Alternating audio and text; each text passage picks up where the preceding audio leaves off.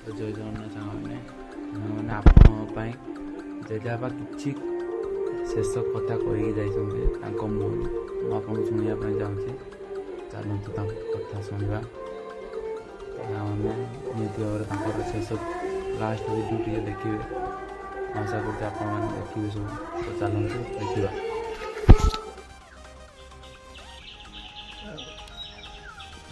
नमस्कार।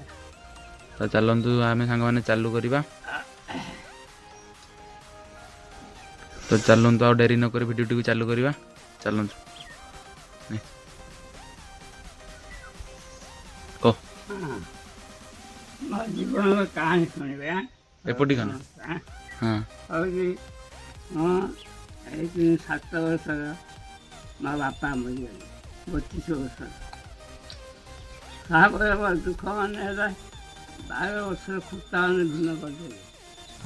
आउटे जोर 12 वर्ष खुट्टा मैंने भिन्न करदे। आम जो कष्ट चलु आम गोटे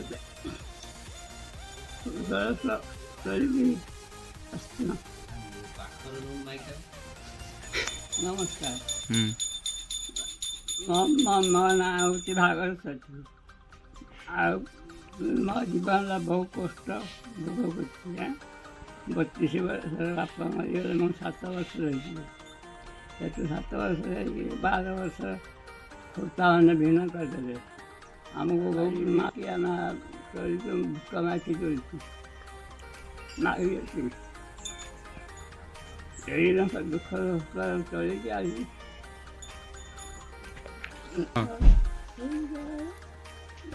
से 12 वर्ष कटे मुख नंगल कटे हाथ कर हल कर नंगल घंटी हाथ तल पर धरिकी कष्ट करी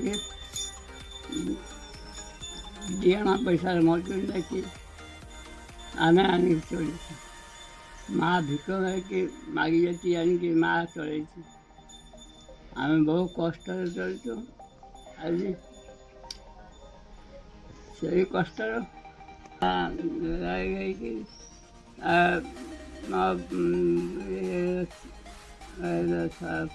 हाथ 12 वर्ष मोर बाहर करने धरनी बाहर कर भवानी बाहर करनी तार भाई दुटा बाहर करनी एकदम कष्ट रहे जीवन बहुत कष्ट पाई कष्ट यह चली।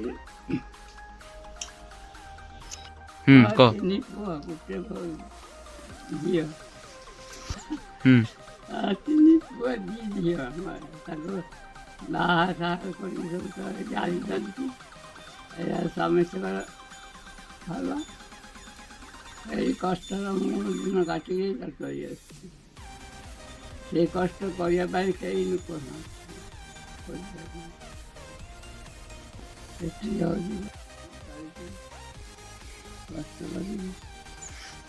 तो सांग मैंने वर्तमान जेजेबापा बाघर पर कहानी वर्तमान कहे जेजेबापा 12 वर्ष जानी धरी नहीं कि रास्ता 12 वर्ष किसी जानी नहीं। तो सांग मैंने जेजेबापा तो तांकर कथा सब कहीदेले। तो आपण मैंने जी न बुझे मुझे आउ थे कथा दोहरे दूची। तो सांग मैंने सी जिते 7 वर्ष थे मो जेजेबापा बापा मरी जाइए। तो तापर तांकर जो भाई माने थिले भाई तो भाई माने जो थिले जेजेबापा को अलग कर 7 वर्ष माने भावतु 7 वर्षर छुआ को अलग कर देते भाई माने।